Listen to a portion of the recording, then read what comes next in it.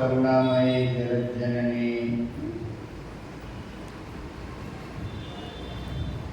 भगवती राजराजेश्वरी अन्नपूर्णा माँ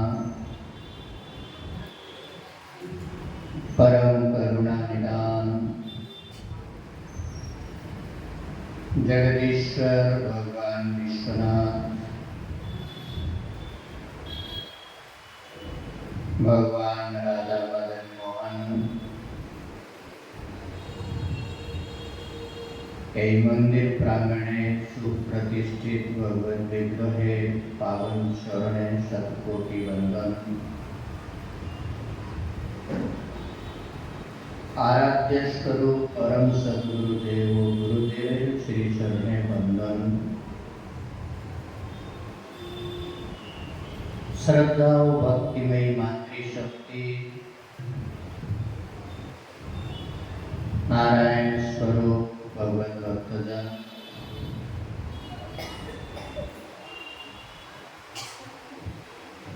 चैत्र नवरात्रि पुण्य लगने पवित्र अवसरे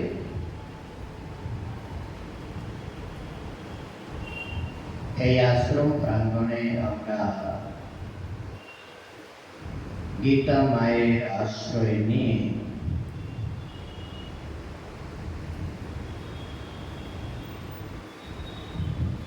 মানব জীবনের যে কর্ম ক্ষমতা আছে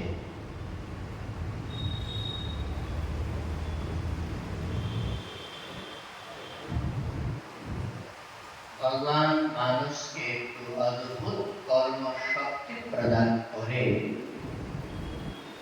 পাঠিয়েছে।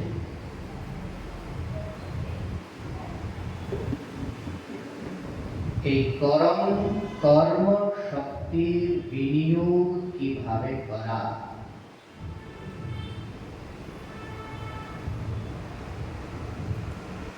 এটা আসল উদ্দেশ্য কি, গীতা মায়ের আশ্রয় নিয়ে বোঝার চেষ্টা করছি আমরা।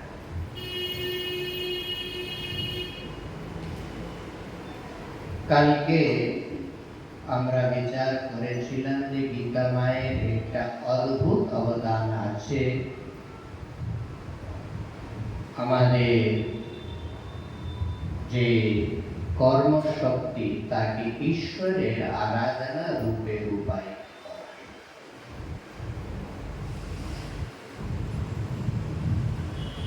আমরা অনেকবার মনে করি যে আমি একজন সৎসঙ্গী মানুষ, সুপঠিত মানুষ, একজন গুরুর আশ্রিত দীক্ষিত মানুষ, আধ্যাত্ম বিষয়ে আমি অনেক কিছু জানি। সৎসঙ্গের প্রভাবে, গুরুজনের চরণে আশ্রয় গ্রহণ করার প্রভাবে, নিজের অধ্যয়নের প্রভাবে আমি একটু একটু জ্ঞানী হয়ে গেছি, আমি অনেক জানি। একটা বোধ আমাদের ভিতরে একটা সহজ রূপে থাকে।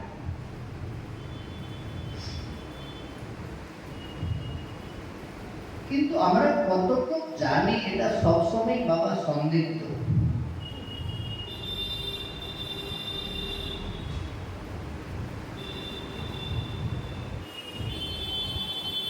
এটা সন্দেহ যাদের মনে জাগে তারা আসল জ্ঞানী।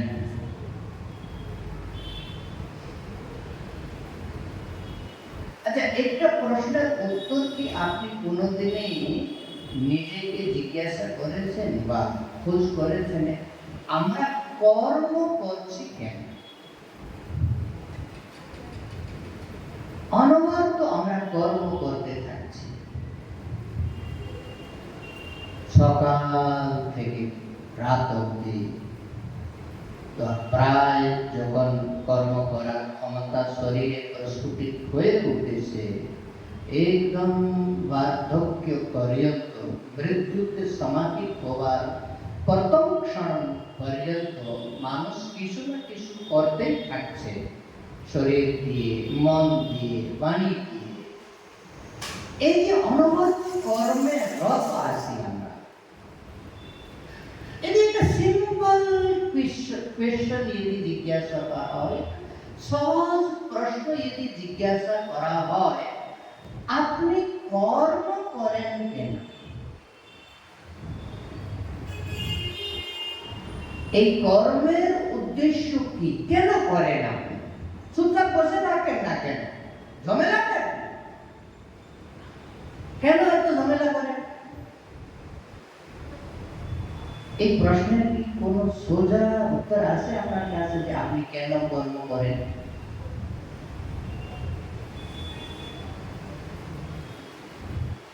নানা রকম মানুষের নানা উত্তর থাকে। একরকম কোনো উত্তর মনে হয় না, দো মানুষের উত্তর সেম হবে বলে মনে হয় না।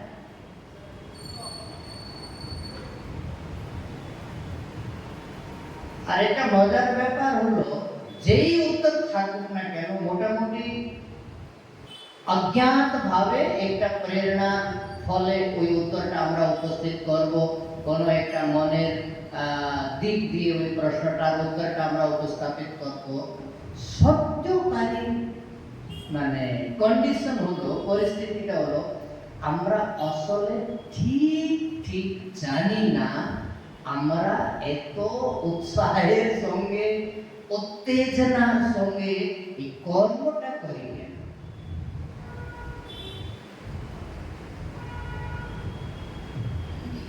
এটাই সমস্যা আছে যে বসে থাকতে পারি না, তাই করতে হয়। কর্মের উদ্দেশ্য কি এটা মানুষকে শেখানো উচিত। কর্মক্ষেত্রে নেমে যাওয়ার আগে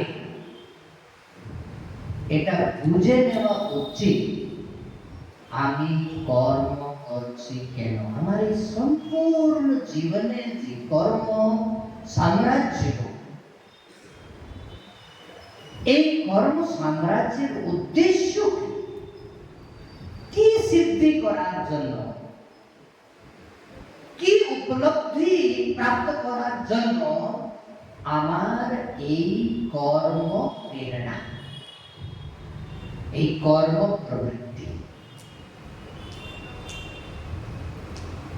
একটা মজার ব্যাপার, আমরা এই বিষয়ে টোটালি কনফিউজ, জ্ঞানীরাও অজ্ঞানীরাও। কেন? আমাদের যে কর্ম রাজ্য বা কর্ম সংসার, যখন স্কুলে থাকি, পড়াশোনার ক্ষেত্রে থাকি, তখন মনে হয় সম্পূর্ণ জীবনের উদ্দেশ্য একটা ভালো ডিগ্রি অ্যাচিভ করা। সম্পূর্ণ কর্ম, শোয়া, বসা, খাওয়া, উঠা, এটা এক দিকে কেন্দ্রিক।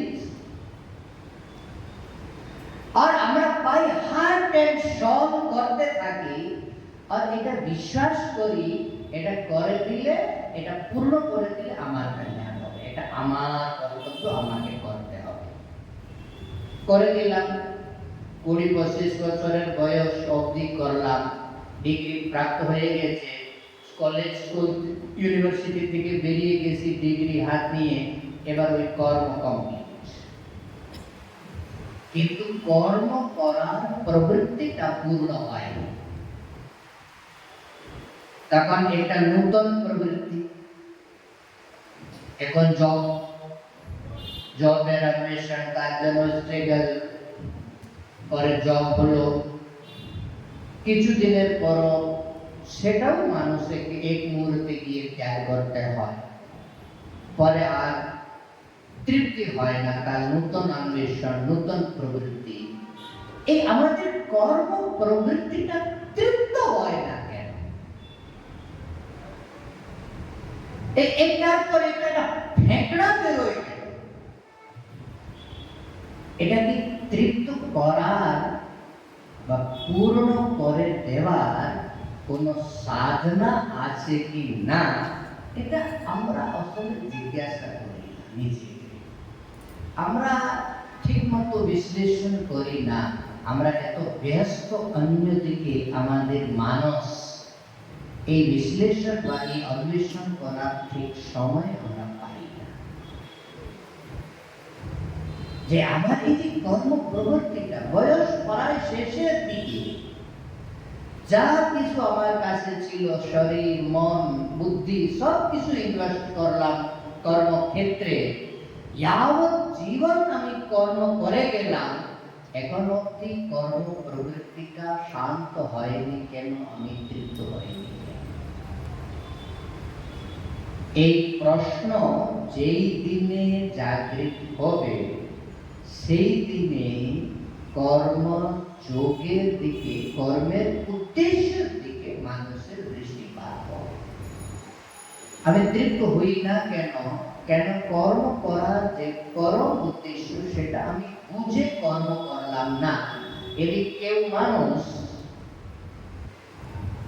হরিদ্বার যেতে চায় আর বাংলাদেশের দিকে যদি জার্নি স্টার্ট করেন, তার এই জার্নিটা সে কতই উৎসাহের সঙ্গে করুক না কেন, তাকে নিজের ডেস্টিনেশনে নিয়ে যাবে না। ওখানে গেলে পৌঁছালে পরে সে বুঝতে হবে যে আর এই স্টেপ দিয়ে আমাকে অন্যদিকে জার্নি করতে হবে। আমাদের জীবনের উদ্দেশ্যটা কি? কর্মশক্তির উদ্দেশ্যটা কি? কেন আমরা কর্ম করি? আচ্ছা, কিছু প্রাইমারি উদ্দেশ্য আছে আমাদের, ওটার একটু বিশ্লেষণ করে নিলে আমাদের মনের যে কর্মের সংসারের যে মনের ভ্রান্তিময় যে চাহিদা, সেটা বিচ্ছিন্ন করা উচিত।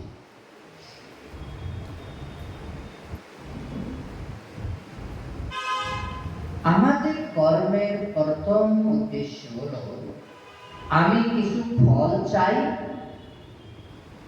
আমার ইচ্ছিত ফল আছে, ওই ইচ্ছিত ফলকে প্রাপ্ত করার জন্য আমাকে কর্ম করতে হবে। ওই কর্ম না করলে আমি আমার ইচ্ছিত ফল লাভ করতে পারবো না। ইচ্ছিত ফল প্রাপ্তির জন্য আমি কর্ম করছি, এটাই আমার জীবনের উদ্দেশ্য। যা যা আমার অভিলাষা আছে, সেই অভিলাষা পূর্তির জন্য আমাকে কর্ম করতে হবে। এটা আমাদের জীবনের পরম উদ্দেশ্য। এটা নিয়েই আমরা প্রায় কর্মক্ষেত্রে নামি। ভগবান এই পুরো উদ্দেশ্যকে একটা সিম্পল লাইন দিয়ে কেটে দিয়েছে, কর্মণ্য অধিকারস্তে মা ফলেষু কদাচন। আমরা এরকমই ভগবানের ভক্ত, পুরো গীতাটা শুনি কিন্তু ভগবানের এই কথাটা মানি না কোনো।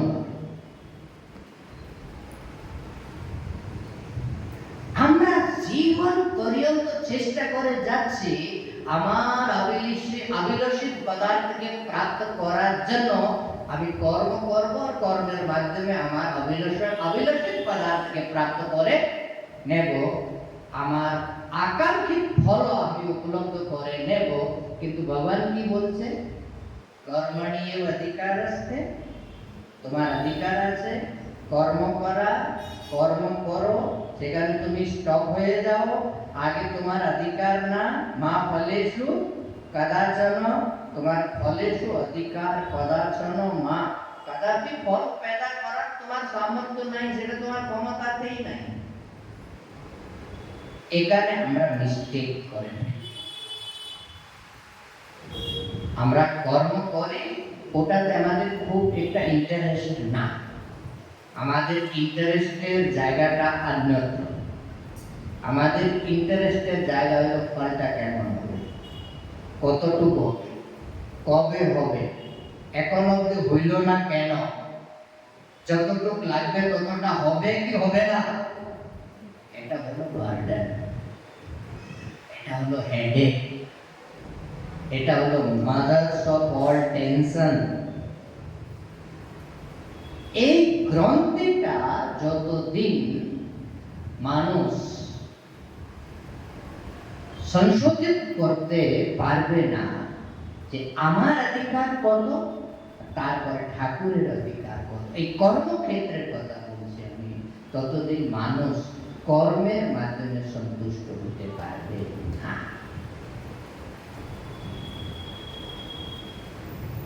এই যে গীতাজির একটা ডিমার্কেশন কর্ম নিয়ে, কর্ম করা মানুষের অধিকার পরমাত্মা প্রদত্ত, ফল প্রদান করার অধিকার ঈশ্বর নিজের হাতে রেখেছে। এবার যদি কেউ কর্ম করে নিশ্চিন্ত হয়ে যান যে আমি আমার ডিউটি, আমার দায়িত্ব, আমার কর্তব্য, আমার করার যা ছিল করে ফেলেছি, এবার আমার হেডেক নেই, এবার ঈশ্বরের ফিল্ড, ঈশ্বরের করার ক্ষেত্র, এখানে যা করার আছে উনি ন্যায়পূর্ণ সত্তা, আমার শরীর, আমাকে সব থেকে ভালোবাসার মানুষ, আমার জন্য যা সর্বশ্রেষ্ঠ হবে সে আমাকে প্রদান করবে।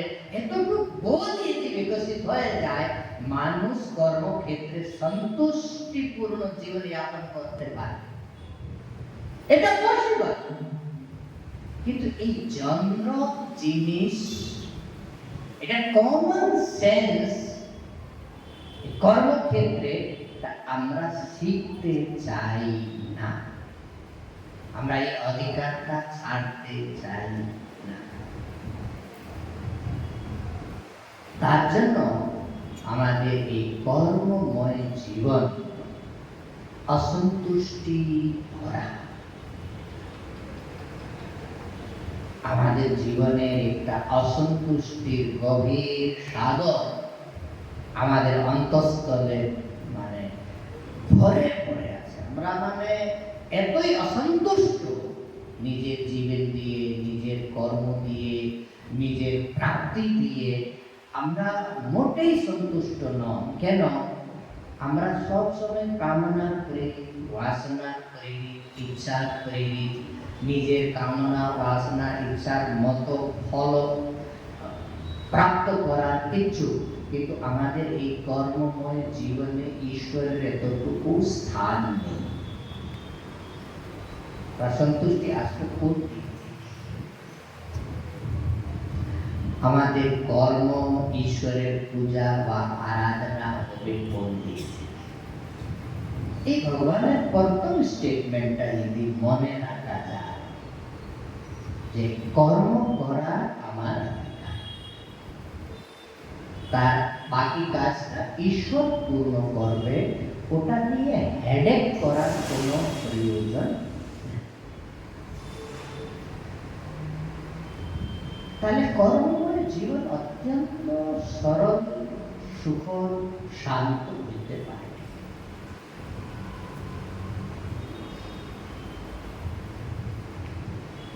অন্য যে জিনিস হলো যেখানে আমরা মিস্টেক করে ফেলি, যার জন্য কর্মময় জীবন খুব অশান্ত হয়ে যায়। আমরা যখন কর্ম চয়ন করি, কোনটা করা, কোনটা না করা, কি করব, কি করব না, তখন আমরা নিউট্রাল ভাবে চুজ করি। তখন আমরা অন্তরাত্মার আওয়াজটা শুনি না, বা অন্তর মনের আওয়াজটা শুনি না। তখন আমরা রাগ, দ্বেষ,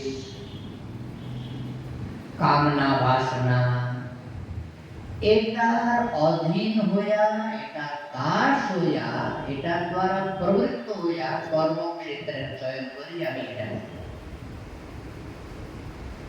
ওইটা ডিসিশন মোটেই আপনার ডিসিশন না, ওটা রাগ দ্বেষের ডিসিশন, কাম ক্রোধের ডিসিশন। আপনি কোন অন্যের ডিসিশনে প্রেরিত হইয়া কাজ করছেন, আপনার জীবনে শান্তি আসবে।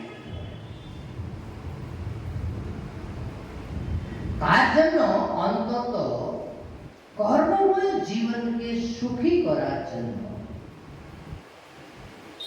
ভগবানের যে শ্রীমদ ভগবত গীতাতে যে টেকনিক বলা হয়েছে, এই কর্ম আর কর্তা, এটা তিন স্তর আছে।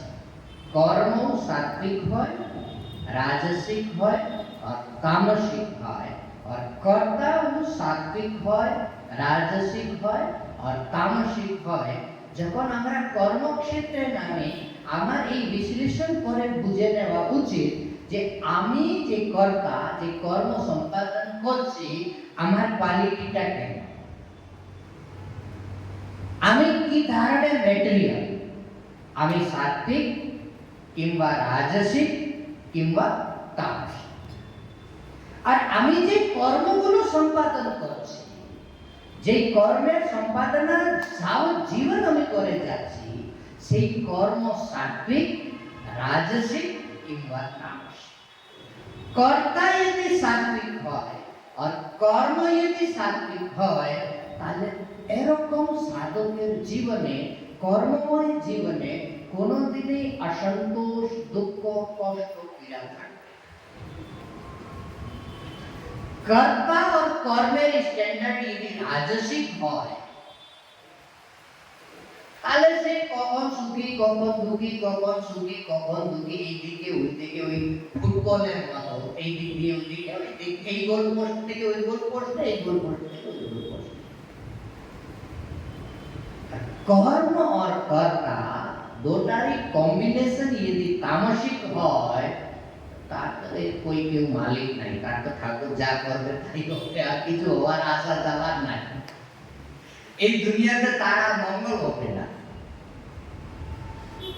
সুতরাং আমাদের জানা উচিত সাত্বিক কর্মটা কি, রাজসিক কর্মটা কি, তামসিক কর্মটা কি, সাত্বিক কর্তা কে, রাজসিক কর্তা কে, তামসিক কর্তা কে, আর আমি বর্তমানে কোথায় আছি,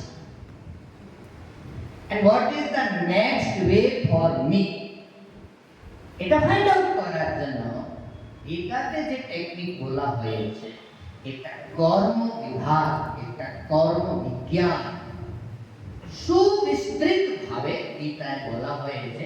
সেখান থেকে একটা পোর্শন নিয়ে ছোট্ট মাত্র 6টি শ্লোক, 3টি শ্লোক কর্মের সাত্বিক রাজসিক তামসিক বিভাগ বুঝাবার জন্য, আর 3টি শ্লোক কর্তার সাত্বিক রাজসিক और तामसिक विभाग बुझाবার জন্য ভগবান গীতায় 18 নম্বর অধ্যায়ে এই কর্ম বিজ্ঞানটা বলার সময় বলেছেন। ওটা আমরা মাত্র 6টি শ্লোক দিয়ে দেখে নেই। আমি বলেছিলাম না কিছু প্যারামিটারস আছে, সেটা ঠিক থাকলে সব ঠিক থাকবে, আর প্যারামিটারস গন্ডগোল হয়ে গেলে এই সব জিনিসটা উলট পুলট হয়ে যাবে। এই যে প্যারামিটারস গুলো, এই কর্তা, কর্ম, জ্ঞান, করণ, এইসব কর্মের প্যারামিটারস আছে, এটা সব গন্ডগোল হয়ে আছে।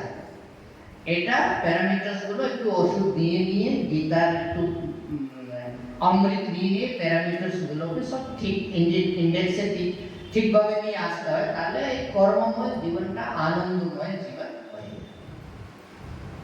ভগবান আগে এখানে এই যে গীতার অন্তিম যে 2টি অধ্যায়, ওখানে ভগবান 7টি ইন্ডেক্স দিয়েছে। প্রথম 17 অধ্যায়ে আমাদের মানুষের শ্রদ্ধাটা কেমন হয়, সাত্বিক শ্রদ্ধা, রাজসিক শ্রদ্ধা, তামসিক শ্রদ্ধা, এই শ্রদ্ধা ত্রয় বিভাগ দিল। ওখানে সাত্বিক রাজসিক তামসিক শ্রদ্ধা বিভাগ করে বুঝিয়েছে। 18 অধ্যায়ে ভগবান আরম্ভ থেকে একটা এক বিষয়, যেটা ভগবান বিশেষভাবে প্রত্যেকটি অধ্যায়েই তার স্মরণ বা তার কথন করে এসেছেন, কিন্তু একটা ফিনিশিং টাচ দেওয়ার বাকি ছিল। এই 18 নম্বর অধ্যায়ে কর্ম বিজ্ঞানের কর্মচর্চাকে ভগবান একটা ফিনিশিং টাচ দিয়েছে, আর সুন্দরভাবে বিভাগ করে সব প্রত্যেকটি কর্মের স্টেপ গুলোকে ভগবান সাজিয়েছেন। ওইখানে অনেক রকম বিভাগ করেছেন। 18 নম্বর শ্লোক থেকে এই প্রসঙ্গটা প্রারম্ভ হচ্ছে গীতা, যে বিভাগ করার প্রসঙ্গ। জ্ঞানম জ্ঞেয়ম পরিজ্ঞাতা ত্রিবিধা কর্ম শোধনা কর্ণম কর্ম কর্তেতি ত্রিবিধা কর্ম সংগ্রহ ज्ञानम कर्म च कर्ता च त्रिदेव गुण भेदता प्रोच्यते गुण संख्याने यथा संतान। एकाने भगवान कर्म, कर्ता का कर, बुद्धि, धृति और सुख, এই সব কর্ম 3 রকম, কর্তাও 3 রকম, বুদ্ধিও 3 রকম, ধৃতি মানে ধৈর্য যে আছে আমাদের ভিতরে তারও 3টি বিভাগ, আর যে সুখ তারও 3টি বিভাগ। কিন্তু বিশেষ মেন হলো এই যে কর্ম আর কর্তা, এটা যদি সাত্বিক হয়, বাকি সব জিনিসগুলো ধীরে ধীরে সব প্যারামিটারস গুলো, এটা মেন প্যারামিটারস হলো, এটাকে ঠিক করতে হয়, বাকি জিনিসগুলো নিজে গুটিয়ে ঠিক হয়ে চলে আসে। এবার আমি যে কর্ম করছি, আমার যে কর্মময় জীবন, আমার হাতের কর্মটা সাত্বিক রাজসিক কিংবা তামসিক, এটা পরীক্ষা করা উচিত। এটা পরীক্ষা করার জন্য সাত্বিক কর্ম কি, কোন কর্মটা সাত্বিক হবে, এটা যে কর্তা, যে কর্মের সম্পাদন করছে, সে কিভাবে ওই কর্মটাকে চুজ করেছে, কিভাবে ওই কর্মটাকে সম্পাদন করছে। কর্ম নিজে যেমন কর্মযোগ, কর্মের কোনো অবলিক বা আপগ্রেডেশন বা ডিগ্রেডেশনটা হয়। কর্মের আপগ্রেডেশন বা ডিগ্রেডেশন কর্মের যে কর্তা, তার যে বোধ, তার যে টেকনিক, তার উপরে নির্ভর করে। আর কর্মের ফলটাও কর্তাই পায়।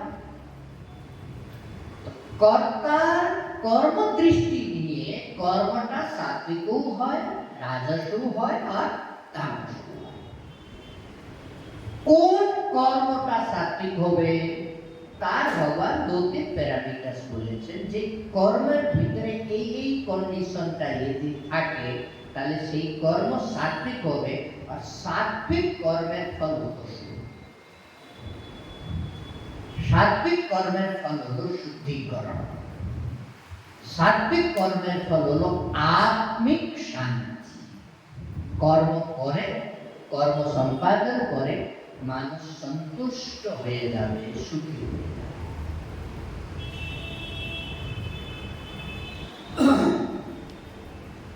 18 নম্বর অধ্যায়ে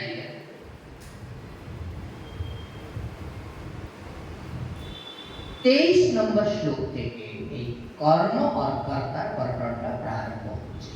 23, 24, 25, 23, 24, 28 এই তিনটি শ্লোকে কর্মের সাত্বিক রূপ, কর্মের রাজসিক রূপ আর কর্মের তামসিক রূপ। দেখুন, আমাদের সমস্যাটা হলো আমরা ঠিক সময়ে ঠিক কর্মকে ঠিকভাবে করতে পারি না বলেই কষ্ট। ঠিক কর্মকে ঠিক সময়ে ঠিকভাবে সম্পাদন করে ফেলে এই মানুষ, সেরকম মানুষ কোনোদিনই দুঃখী হবে না, কষ্ট পাবে না, অসন্তুষ্ট হবে না। এই টেকনিকটাই গীতা শেখায় যে তোমার যে ডিসিশনটা, কর্ম করা তোমার যে ডিসিশনটা, সেই ডিসিশনটা যেন পিউরিফাইড হয়, শুদ্ধ হয়, তাহলে তোমার কর্মময় জীবন শান্ত হবে।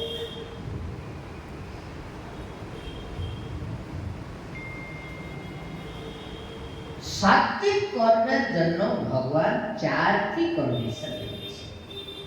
এবার চেক করে নিতে হবে যে আমি যে কর্মটা করছি, যে কর্মটা আমার আছে, ওটার ভিতরে এই 4টি কন্ডিশন আছে। অবশ্যই কর্মটার 3টাই কন্ডিশন, 3টাই ক্যাটাগরি, সাত্বিক, রাজসিক, তামসিক। এটা সবটা এক সামনে চলে আসে একসঙ্গে, তাহলে এটা বিশ্লেষণ করে বোঝা যায় যে আমার জীবনের প্রবলেমটা কোথায়, আমার অশান্তির মূলটা কোথায়, কোথায় আমাকে একটু রিপেয়ারমেন্টটা করতে হবে। কি যে 4টি কন্ডিশনটা কি? নিয়তম, সঙ্গরহিতম, अराग द्वेषक कृतम अफल प्रेक्षुना कर्म यह तत् सात्विक उच्चते। एक बार श्लोकेर उच्चारणটা করে দেই, এটি আপনারা গীতাটা নিয়ে এসেছেন। তাহলে অবশ্যই 18 নম্বর অধ্যায় শ্লোক নম্বর 23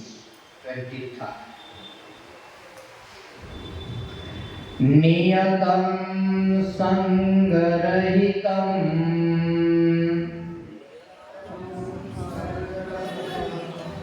अराग द्वेषतः कृतम्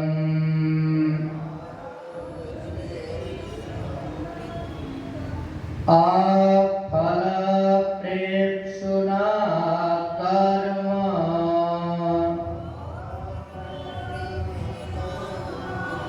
यत् सात्विकमुच्यते।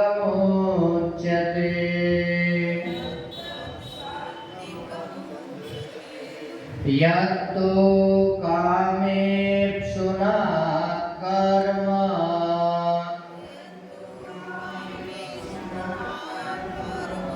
साहंकार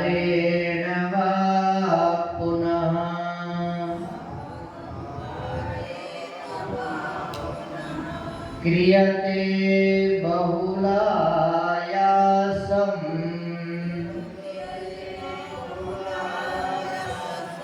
तद्राजसम् उदाहृतम् अनुबन्धं क्षयं हिंसाम् अनवेक्ष्य च पौरुषम् मोहादारभ्यते कर्म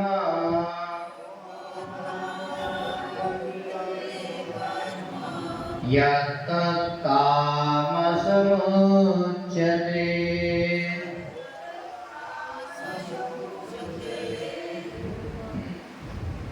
এই তিনটি শ্লোকে ভগবান কর্মের সাত্বিক, রাজসিক আর তামসিক এই ক্যাটেগরিটা বলে দিয়েছে। এটার আগে ভগবান কর্ম নিয়ে কিছু বিশেষ বক্তব্যটা একদম এই অধ্যায়ের আরম্ভে লিখেছে। কর্ম নিয়ে লোকের নানা রকম মত আছে, এরকম করতে হবে, এরকম করতে হবে, এরকম করতে হবে, এইটা করতে হবে না, এটা করতে হবে, এটাতে একমত নাই। অনেক নানা রকম ভাবে তর্ক দৃষ্টি দিয়ে ঋষিদের, জ্ঞানীদের, সাধকদের নানা রকম মত আছে। ভগবান বলেছে সেখানে আমার কিন্তু একটা নিশ্চয় আছে, আমার একটা নির্ণয় আছে। আগে ভগবানের নির্ণয়টা শুনে নিই আমরা। ভগবানের নির্ণয়টা কি? নিশ্চয়ং শৃণু মে তত্র ত্যাগে ভর্ত সত্তম। এই অষ্টাদশ অধ্যায়ের 4 নম্বর শ্লোক। ভগবানের নির্ণয়টা কি? ভগবানের নির্ণয় হলো যজ্ঞ দান তপ কর্ম ন ত্যাজ্যম কার্যম বিপদ। যজ্ঞ, দান আর তপস্যা এই কর্ম কোনোদিনই ত্যাগ করার মতো না, এটা সব সময় যাবত জীবন করতে হবে। কিন্তু ওখানেও একটা টেকনিক আছে, শুধু করলে মাত্র হবে। কি করতে হবে?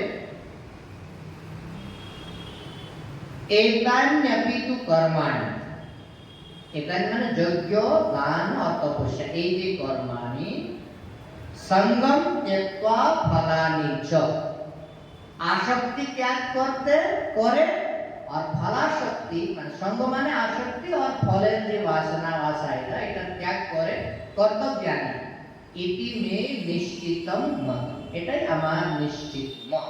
ভগবানের এটা একটা কমন মত হয়ে গেছে, যে কোনো কর্মটা করতে গেলে আসক্তি আর ফলাকাঙ্ক্ষা এই দুটো ত্যাগ করে যদি কর্মটা করতে পারে বা আমরা করতে পারি, তাহলে এই জীবন শান্তিতে ভরা থাকবে। কর্মময় জীবন যদি অশান্ত আছে, কর্ম করার কালে যদি আমি অশান্ত আছি, তাহলে একটু ইন্ট্রোস্পেকশন করে দেখতে হবে আমাকে যে আমার আসক্তি আছে কিনা বা ফলাকাঙ্ক্ষা আছে কিনা। অশান্তি প্রবেশ করার দুটি দ্বার, আসক্তি আর ফলাকাঙ্ক্ষা, এই দুটা থাকলে যে কোনো কর্ম করুক না কেন, যজ্ঞ দান তপস্যাও আপনাকে দিবে। অন্য কর্মের কথাটা ছেড়ে দিন।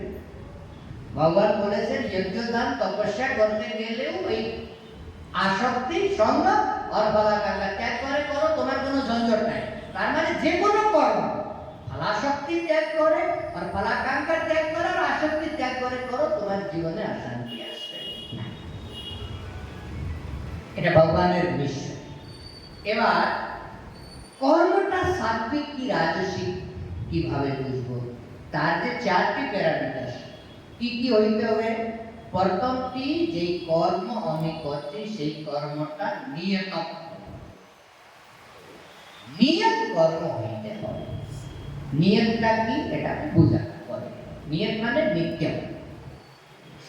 নিয়ত কর্মটা কি এটা বুঝাবো, কিন্তু সেই কর্মটা নিয়ত আছে কি না, আপনার জন্য নিশ্চিত আছে কি না, আপনার ওই কর্ম করার অধিকার আছে কি না, এটা দেখতে হবে। আপনার অধিকার নাই অথচ আপনি করে যাচ্ছেন, তাহলে কর্মটা সাত্বিক হবে না, হয় রাজসিক হয়ে যাবে, নাহলে তামসিক হয়ে যাবে। প্রথম ক্যাটেগরিটা হলো সেই কর্মটা নিয়ত হইতে হবে, আপনার অধিকার ক্ষেত্রের ভিতরে হইতে হবে, ওটা আপনি অধিকারী হইতে হবে কর্মটা সম্পাদন করার জন্য, নিয়ত নিত্য। সেকেন্ড কন্ডিশন হলো সঙ্গ রহিত, ওই আসক্তি ছেড়ে। ভগবান আগেই বলেছে সঙ্গ রহিততা এটা কর্মকে সাত্বিক করার একটা বড় মহত্বপূর্ণ প্যারামিটার। সঙ্গ রহিত, সঙ্গ মানে আসক্তি, আসক্তি বর্জিত, এটা সেকেন্ড। সেই কর্মটা আমার জন্য নিয়ত হইতে হবে, আর শুধুমাত্র আমার জন্য নিয়ত হইতে হলে হবে না, করার সময় আমাকে আসক্তি রহিত হইয়া করতে, সঙ্গ রহিত। থার্ড কন্ডিশন হলো অরাগ দ্বেষতঃ কৃতম। রাগ আর দ্বেষ এইটাকে পরিত্যাগ করে কর্মটা সম্পাদন, এটা থার্ড ক্যাটেগরি। অরাগ দ্বেষ তার মানে কর্মটা আমার জন্য নিশ্চিত হতে হবে, আমার অধিকার ক্ষেত্রে সেই কর্মটা আসতে হবে। অধিকার ক্ষেত্রের কর্মটাকে আসক্তি শূন্য চিত্তে সম্পাদন করতে হবে। রাগ দ্বেষের ঊর্ধ্বে উঠে সেই কর্মের সম্পাদন করতে হবে। আর ফোর্থ কন্ডিশন হলো অফলপ্রেপ্সু না। ফলপ্রেপ্সু বলে যে শুদ্ধমাত্র ফল চায়, আর আগে পিছে আরাধনা সাধনা ঈশ্বর তার কিছু লাগে না, মাত্র ফলকে দৃষ্টি করে যে কর্ম করবে সেই কর্মটা কোনোদিনই সাত্বিক হইত না। এই ফলাকাঙ্ক্ষাটাই তাকে অপবিত্র করে ফেলবে। অফলপ্রেপ্সু না। ফলপ্রেপ্সু মানে ফল প্রাপ্ত করার ইচ্ছুক, তাকে বলে ফলপ্রেপ্সু। আর যে ফল প্রাপ্ত করার বাসনা যুক্ত না। দেখুন এখানে একটা বড় কনফিউশনটা ক্রিয়েট হয়। ওই কনফিউশনটা যদি না মিটে তাহলে গীতার কর্ম দৃষ্টিটা ঠিক মতো বুঝাই যাবে।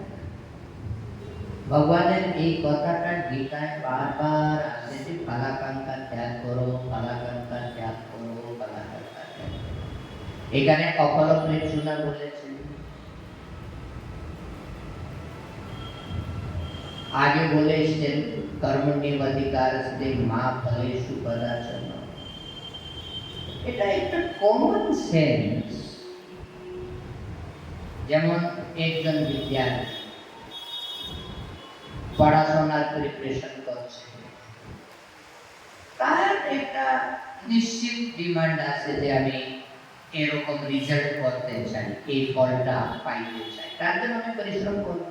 সে পরিশ্রম করে পায়। একজন কৃষক কৃষি করছে, তার সে ক্লান্ত পরিশ্রম করছে, তার একটা উদ্দেশ্য আছে খেতে হবে।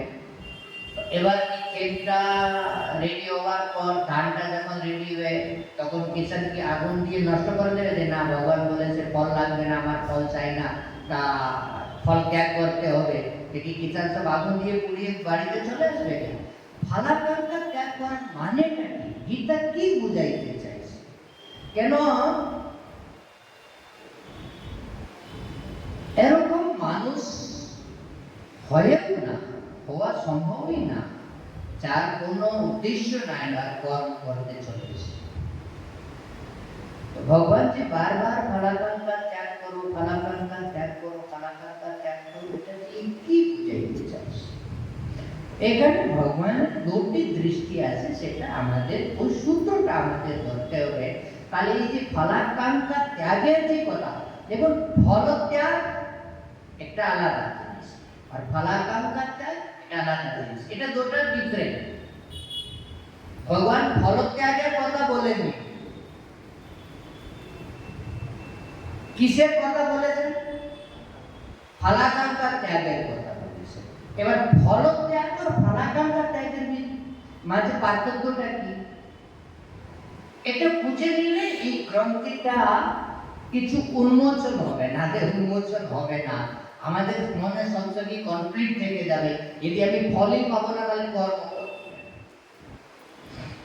ভগবানের অভিপ্রায় হলো যে কর্মের একটা বিজ্ঞান আছে, কর্ম সম্পাদন করে দিলে তার ফলটা অবশ্যই হবে, এটা প্রাকৃতিক নিয়ম। আপনি খেতি করলেন, জল দিলেন, টাইম মতো সেচন করলেন, রক্ষণাবেক্ষণ করলেন, সেটা কি ধান হবে না? হবে। আপনি একটা গাছ উগালেন, গাছের রক্ষণাবেক্ষণ করলেন, আমের গাছ বড় কাজ করে কি কোনোদিনই আমের ফল আসবে না? আসবে, ফল হবে, এটা প্রাকৃতিক সিদ্ধান্ত। এটার জন্য তোমাকে কানতে হবে, এটার একটা সায়েন্স আছে। যেরকম ভাবে কর্ম সম্পাদন করতে হবে সেরকম ভাবে যদি তুমি কর্মটা সম্পাদন করে দাও তাহলে সেই কর্ম নিজের ফলটাকে নিজেই উৎপন্ন করবে, কালের সময় নিয়ত টাইমে সেটা উৎপন্ন হবে। প্রত্যেক কর্ম নিজের নিজের ফল উৎপন্ন করবে। এবার এই যে আমার কর্মের পরিণাম স্বরূপে যে ফলটা উৎপন্ন হয়েছে, আমি প্রাপ্ত করেছি, এবার সেকেন্ড জিনিস হলো ওই ফলটাকে বিনিয়োগ করা, ফলটাকে ইউজ করা বা ইউটিলাইজ করা। এবার ইউটিলাইজ করার সময় আমাদের তিনটা জিনিস মুখ্যভাবে ডমিনেট করে, পুত্রেষ্ণা, বিত্তেষ্ণা আর লোকেষ্ণা। এইবার আমার কর্মের যে ফলটা আমার কাছে এসেছে, আমি তার বিনিয়োগ করার সময় কোন দৃষ্টিটাকে আশ্রয় করব? প্রথম দৃষ্টিটা হলো পুত্রেষ্ণা। পুত্রেষ্ণা মানে একটা পরিবারের জন্য, এই কর্মটাকে আমি পরিবারের জন্য বিনিয়োগ করব। বিত্তেষ্ণা, এই কর্মের যে ফলটা হয়েছে এটাকে আমি মাল্টিপ্লাই করার জন্য শেয়ার মার্কেটে ইনভেস্ট করব, এই বিজনেসে ইনভেস্ট করব, এটা এই কিনে দেব, এই সুখের সাধন কিনবো, এই জিনিস কিনবো, এখানে ইনভেস্ট করব। এটা দুটো পূর্ণ হয়ে যাওয়ার পর তৃতীয় হলো লোকেষ্ণা, আমি এটা ওখানে দান করে দেবো, ওই মন্দিরে দান দেবো, ওখানে সেলিব্রিটি করব, ওখানে নাম হয়ে যাবে। তারপরে আমি যা ফল নিয়ে এসেছি আমি আমার সুবিধা মতো কিছু পুত্রেষ্ণাতে ইনভেস্ট করে দিলাম, কিছু লোকেষ্ণাতে ইনভেস্ট করে দিলাম, আর কিছু বিদ্বেষ্ণাতে ইনভেস্ট করে দিলাম। এই যে কর্মের যা ফল প্রাপ্ত করেছিলাম পুত্রেষ্ণায়, বিদ্বেষ্ণায়, লোকেষ্ণায় সমান, কর্মটা কমপ্লিট। কিন্তু এই কর্মের যে ফলটা উৎপন্ন হয়েছিল, তো এই যে পুত্রেষ্ণা, লোকেষ্ণা ও বিদ্বেষ্ণার যে কেন্দ্রগুলো, এই কেন্দ্র ছাড়া আরো কারো ফল উৎপত্তিতে ভূমিকা ছিল কি না, এটা বিশ্লেষণ করা হলো কি না। যেমন একটা উদাহরণ, এক কৃষক কৃষিকর্ম করল। এবার এই কৃষিকর্মটা সম্পাদন করার ফলে তার কাছে একটা ফল এসেছে,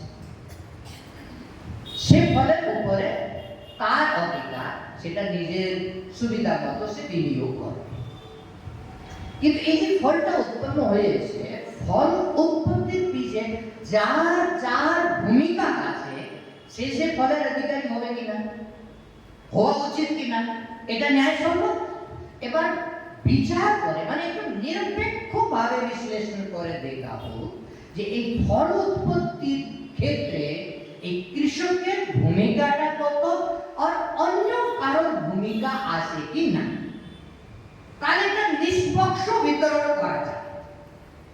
এবার কৃষক যদি কৃষি করতে চায় তার জন্য জায়গার প্রয়োজন আছে কিনা, জমি লাগবে কিনা, এটা জমি কৃষকের নিজের কৃতিত্ব কিনা, জমি কি কৃষক নিজে পেদা করেছে?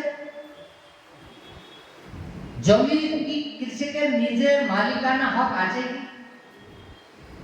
হ্যাঁ, কৃষকের কাছে একটা পাট্টা আছে, এটা এত জায়গাটা আমার বাবার কাছ থেকে আমি পেয়েছি, কাগজের উপরে তার রাকবাটা তার মাপটা লেখা আছে, কিন্তু অরিজিনালি কৃষকটা তো ওই জমিনকে উৎপন্ন করে, কেউ তো উৎপন্ন করেছে, তো সেই কারোর উৎপন্ন করা জিনিস কি কৃষক ইউজ করেছে, তো তার কিছু ট্যাক্স হবে কি হবে না? আচ্ছা, জল লাগবে কি না? জল কি কৃষকের নিজের প্রোডাকশন? আচ্ছা, ওই খেতিটা পরিপক্ক হওয়ার জন্য বাতাস লাগবে কিনা, সূর্যের আলো লাগবে কিনা, এইসব কি কিষানের নিজের প্রোডাকশন, যেটা ব্যবহার করছে কিষান প্রতি ক্ষণে? এটা কিষানের একটা দৃষ্টান্ত। আচ্ছা, যে শরীরটা, তাকে তো কিষান ব্যবহার করবে, শরীর কি কিষানের নিজের প্রোডাক্ট? মন দিয়ে কৃষি করতে হবে, যে মনটাকে ইনভেস্ট করবে, মনটাকে কৃষকের নিজের প্রোডাক্ট। কৃষকের ভূমিকাটা কি? কৃষকের ভূমিকাটা হলো এই সব ইনস্ট্রুমেন্ট গুলোকে ঠিকভাবে এক লাইনে করে এক সঙ্গে করে ইউটিলাইজ করা। কিন্তু অন্য কাছ থেকে জিনিস সব নিয়েছে, তো একদিক থেকে ধরতি এসেছে, একদিক থেকে জল এসেছে, একদিক থেকে বাতাস এসেছে, কোথাও থেকে আলো এসেছে, তারপরে সে সবকে ঠিক মতো বিনিয়োগ করে ওখানে ফল উৎপন্ন করেছে। এবার এই ফলের উপরে একমাত্র কৃষকের অধিকার আছে বা অন্য কারোর অধিকার আছে? এটা বিচারণীয় বিষয়। যার যার কিছু শেয়ার ইনভেস্ট হয়েছে, তার তার পাওয়ার অধিকার আছে। এটা ন্যায়সম্মত, এটা করলেই তো ন্যায় হয়। আমরা এই প্রকৃতির বা ভগবানের ঋণী হয়ে যাই কেন? প্রকৃতির ভূমিকা বা ঈশ্বরের ভূমিকা বলো, যেমন এটা ধরতি আছে, এটা আকাশ আছে, এটা বাতাস আছে, এটা সব আমরা অনবরত ইউজ করছি, প্রত্যেকক্ষণ ব্যবহার করছি। এটা দিয়ে আমরা নানা রকম জিনিসের জীবন যাপনের সব জিনিসগুলো নির্মাণ করছি। কিন্তু যখন একটু যজ্ঞের কথা আছে, একটু দানের কথা আছে, একটু ধর্মের কথা আছে, আমাদের পাটা পিছনে পড়ে যায়। পরিশ্রম আমি করেছি, অধিকার আমার আছে, আমি একমাত্র এটার অধিকারী, অন্য কারো শেয়ার নাই। এটা হলো পালাটা। নিরপেক্ষভাবে বিচার করে দেখে নেওয়া যে কর্ম সম্পাদন যে হচ্ছে, তারপরে তার পিছন যে প্রকৃতির মহৎ যোগদান, সেই যোগদানের মতো যদি কর্মের ফলের বিনিয়োগ হয়, তাহলে সেই কর্ম ফল তাকে পাবে না। তো এই যে মাত্র আমার ইন্দ্রিয় তৃপ্তির জন্য আমি এই কর্মের যে ফলটা এটাকে ইউজ করব, এটা হলো পালাটা। আমি শুধুমাত্র আমার ইন্দ্রিয় তৃপ্তির জন্য ইউজ করব না, আমার যতটুকু প্রয়োজন আমি নেব, আর বাকি যদি সবার কল্যাণের কাজে যদি লাগে এই ফলটা, তাহলে এটা আমার বন্ধনের কারণ হবে না। ভগবান গীতাতে কোথাও কোনো জায়গাও কোনো দিনেই ফল ত্যাগ করার কথা বলেনি, ফলাকাঙ্ক্ষাটা, যে এই যে ইন্দ্রিয় তৃপ্তি মাত্রার জন্য ফলের যে বিনিয়োগটা, এটা এটাতে জীবনে অনেক অপবিত্রতার পরিসর। কেন? সবার ছেলেটা আমি মেরে নিয়েছি, এবার অন্য থালির ভাতটা যদি আমি মেরে নিই, তার জন্য পাপ লাগবে কিনা? এটা তো আসলে আমরা যে এই যে কর্মক্ষেত্র না, এটা অন্যের থালার ভাত মারার কাজ, এছাড়া আর কিছু নেই। এটা একটু বিশ্লেষণ করলে আপনি বুঝতে পারবেন।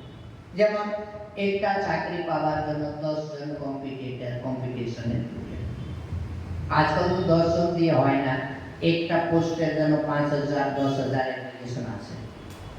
10,000 অ্যাপ্লিকেন্টরা পেপারটা দিল, এক পোস্ট একজন পাবে, 9,999 লোকের থালার ভাতটা তো নিয়ে যাবে নিজের বাড়িতে।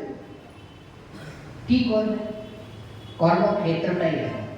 আচ্ছা, কৃষক যখন কৃষি করলো, ধানটা রেডি হলো, ওই ক্ষেত্রে যা পশুরা আছে, পাখিরা আছে, দেখে দেখে খুব খুশি হচ্ছে যে প্রকৃতির কি মহৎ কৃপা, কত যে অনাথ হয়েছে, অনেক দিন চলবে বা খাওয়ার কোনো কমই থাকবে না। কিন্তু 3 দিনের ভিতরে কিষান যে এলো, কাটলো, মোরা ভরলো, বাড়িতে নিয়ে গেল। এই এত যে পাখি প্রাণী ছিল তাদের পেটে লাল পড়ল, তাদের ভাগ মারা গেল না। এটা কর্মক্ষেত্রটা। আমাদের এই যে রোজগারটা না, এটাকে যদি ঠিক ভালো করে যদি নিংড়ানো যায়, তার থেকে একটা অমৃত বেরোবে না বাবা, অনেক জনের রক্ত বেরোবে।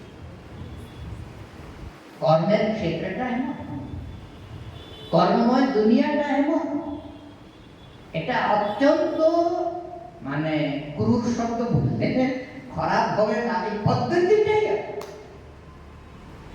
তার জন্য ভগবান বলেছে যজ্ঞ দানম তপস্যৈব। যজ্ঞ করলে, দান করলে, তপস্যা করলে ওই কর্মের যে অশুদ্ধিটা একটু পরিমার্জিত, মানে পরিমার্জনটা হয়। এটা করতে হয়। কর্মক্ষেত্রে না করলে তো জীবন চলে না।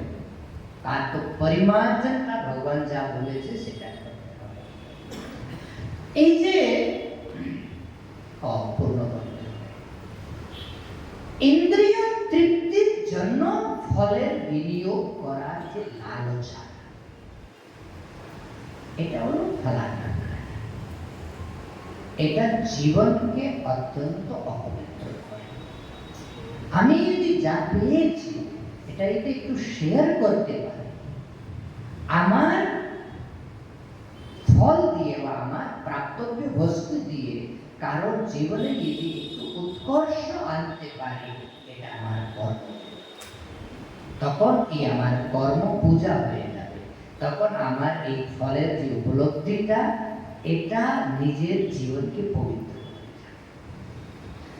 এই জিনিসটা সবসময় বুঝতে হবে যে আমি যা ফল পেয়েছি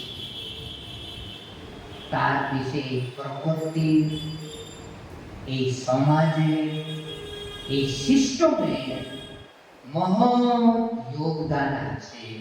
আমার যোগদান হলো আমি একটা বিনিয়োজক, সব জিনিসগুলোকে ইউটিলাইজ করছি, বিনিয়োগ করছি, আর এই ইউটিলাইজেশনের ফলে কিছু ফল প্রাপ্ত হচ্ছে। কিন্তু আমাকে সবসময় সাবধান থাকতে হবে যে অন্য ভূমিকা আছে, এটা অ্যাকসেপ্ট করতে আমরা আমার পকেটে যা স্যালারি ঢুকেছে, আমি মনে করছি আমি 20 ডেজ বা 25 ডেজ অফিসে গেছি, তার জন্য এটা আমার পকেটেই আসতে হবে। ঠিক আছে, তোমার পকেটে আসতে হবে, তোমার পকেটে আসবে, তোমার অ্যাকাউন্টে আসবে।